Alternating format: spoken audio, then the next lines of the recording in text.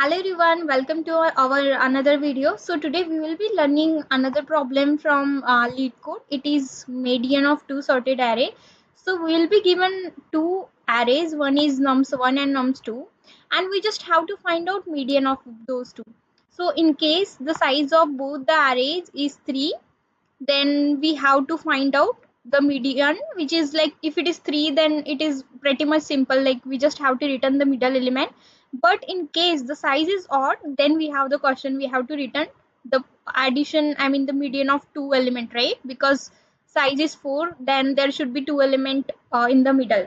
Like here if you see 2 plus 3 are those considered to be the middle element of the array. So before I started, I'll explain, like there could be the multiple solution of this problem, but we have to make sure that the runtime complexity of the problem should be log of m plus n, and even in that case as well, there should be multiple solution. I'll keep it simple as much as possible, so it will be easier to understand. So yeah, let's get started. My approach is to find out the middle element based on the how much in I mean we have to go into depth.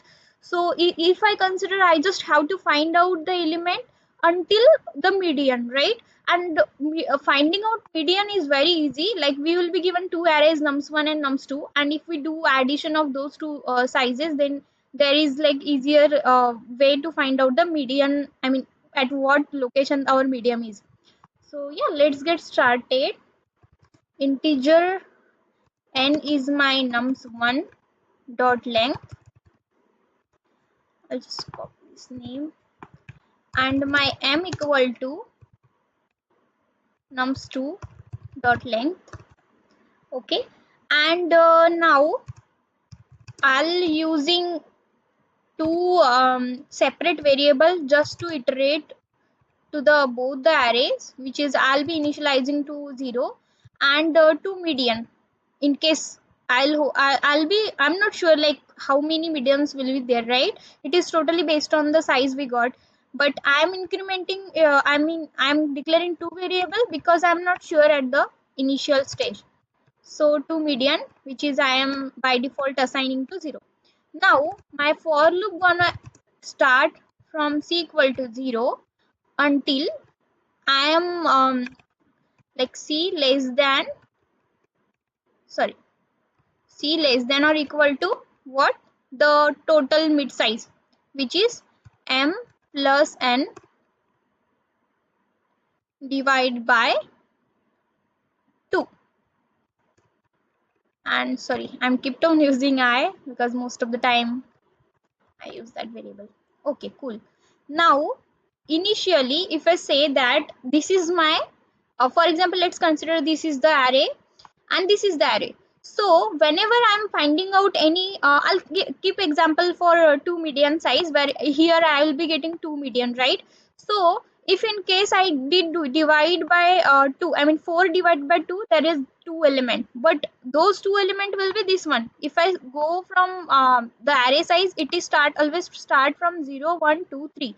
And if 4 divided by 2 is 0, I mean 1 and 2, I want to find out these two elements. So 1 and 2, and when I divide this 4 and divide by 2, it is 2, it will return this element. But I want whatever the count and the one previous element, right? So always to find out the previous element, I'll just assign my m1 will be the, I mean the last element of the mid, and m2 will be the previous element. So every time I'm gonna assign m1 to m2, so whenever it is at the last iteration, I'll be having the previous track as well. Now I'm gonna check like normal key, is my nums1 of I is lesser than my nums2 of I, but sorry, it is j. Before that, I will have to check if my I is should be less than n and my j should be less than m. Then only I'll enter into the if condition. I'll just cut it down and paste it here. So this condition must satisfy, then only we're gonna do other operations. So here I'll say Yeah, I got my m1 equal to nums1 of I plus plus, like just increment. Else, if this is not true, that means num2 is smaller. So I'll assign my m1 equal to oh, nums2 of j plus plus. Okay. Now, in case this is also not true, that means we are out of this if condition. If this is not true, that means one of the array already has been ended. So I am gonna check else here itself. If my I is less than n, let's enter into the if condition and assign my m1 again nums1 of I plus plus. And if it is not true, then just assign m1 equal to nums2 of j plus plus. Cool. Now I got my m1 as well as my m2 as well, because it will be the just previous element in each of the iteration. I just have to find out if my n plus m mod 2 equal to 0. That means I have to return 2 element. And how I'm gonna return that?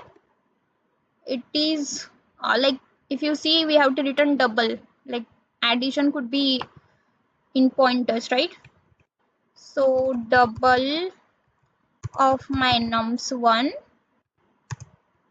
plus, no, sorry, it is n1 m1, sorry, m1 plus this double of m2,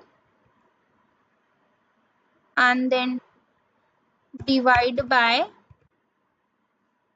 2.0 and just return this. There is semicolon. Else, I guess no else required. We just have to return one element only. That is my m1. Why m1? Because m1 is the last element. Double of my m1. Okay. Let's try to run this. What else if, oh, I missed the bracket.